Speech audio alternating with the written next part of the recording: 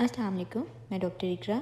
आज मेरा topic of discussion ये है कि आप अपनी सर्दियों के अंदर या विंटर सीज़न के अंदर जिस तरीके से मौसम सरमा का आगाज़ हो चुका हुआ है, तो आप इसके अंदर किस तरीके से अपनी स्किन केयर कर सकते हो। क्योंकि विंटर के अंदर ज़्यादातर पेशेंट ये कंप्लेन करते हैं कि हमारी स्किन बहुत ज़्यादा ड्राई हो जाती है, खुश्क हो जाती है। इसमें मैं आपको बताऊंगी कि आप विंटर सीज़न के अंदर अपनी स्किन को ड्राई होने से किस तरीके से बचा सकते हैं। उसके लिए आप कौन सा फेस वॉश यूज़ करें, उसके लिए कौन सा मॉइस्चराइज़र आपको यूज़ करना चाहिए, आपको उसके लिए कौन सा सीरम यूज़ करना चाहिए, दिन और रात की आपकी क्या रूटीन होनी चाहिए। तो ये सारी स्किन केयर की रूटीन मैं आपको इस वीडियो के थ्रू बताऊँगी। सबसे पहली और अहम बात हमारे पास इस पूरे ट्रीटमेंट प्रोटोकॉल में ये आती है कि सबसे पहले हम पेशेंट को ये कहते हैं कि आपने अपने आप को सबसे ज़्यादा हाइड्रेट रखना है। ज़्यादातर क्या होता है कि विंटर सीज़न के अंदर क्योंकि हम लोग अपना पानी का इंटेक जो है वो कम कर देते हैं, पानी का इंटेक कम करने की वजह से भी आपकी स्किन ड्राई हो जाती है। तो हम पेशेंट को रिकमेंड करते हैं कि विंटर सीज़न के अंदर भी, इवन सर्दियों में भी 8 से 9 ग्लास का पानी, कम से कम इतना पानी का इंटेक वो लाजमन करें।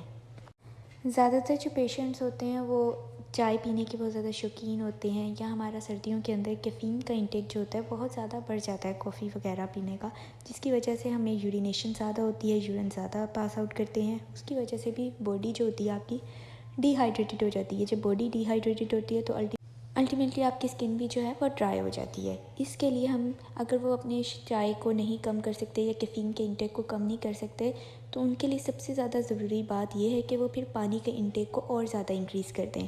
8 से 9 ग्लास से 12 ग्लास पे आ जाएं, ठीक है।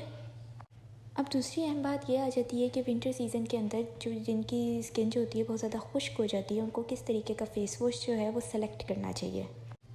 जब आप फ़ेस वॉश लेने के लिए मार्केट में जाते हैं तो आप फ़ेस वॉश को की बैक साइड पे देखते हैं, वहाँ पे इंग्रेडिएंट्स का एक कंटेंट दिया होता है जिसके अंदर फ़ेस वॉश के अंदर क्या क्या इंग्रेडिएंट्स डाले हुए हैं वो मेंशन होते हैं।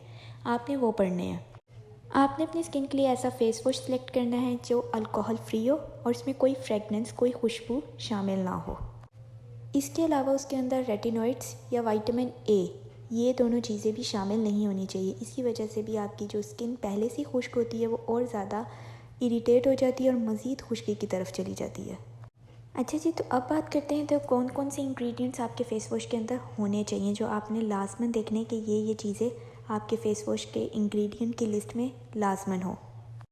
आपने देखना है कि उसके अंदर हाइलुरोनिक एसिड होना चाहिए, सेरामाइड्स होने चाहिए और ग्लिसरीन का कंटेंट जो है आपके फ़ेस वॉश के अंदर शामिल होना चाहिए। इन तीनों में से अगर एक चीज़ भी मिल रही है तो उस एक चीज़ की तरफ चले जाएं, और अगर तीनों मिल रही है किसी फ़ेस वॉश में तो उस फ़ेस वॉश को आप सिलेक्ट कर लें।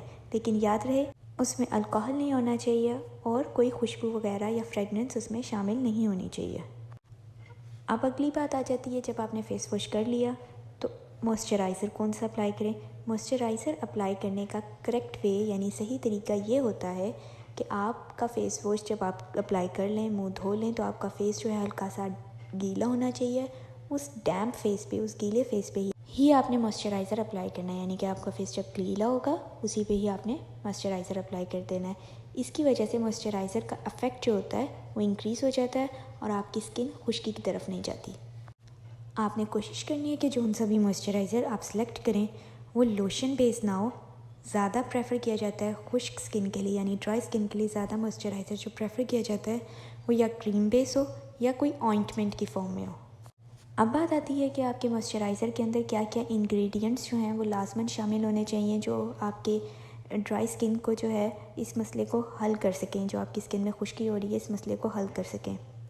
तो जी, आपकी मॉइस्चराइज़र के अंदर भी हाइलुरोनिक एसिड शामिल होना चाहिए, ग्लिसरीन शामिल होना चाहिए, सेरामाइड्स शामिल होने चाहिए, इसके अलावा ग्लाइकोलिक एसिड शामिल होना चाहिए और शिया बटर शामिल होना चाहिए। मॉइस्चराइज़र अप्लाई करने के बाद आपने अपने फेस पे सीरम अप्लाई करना है। आपने कोई भी ऐसा सीरम जाके मार्केट से लेना है जिसके अंदर विटामिन सी या फिर विटामिन ई, इन दोनों में से किसी एक का कंटेंट या दोनों का कंटेंट जो है वो शामिल हो।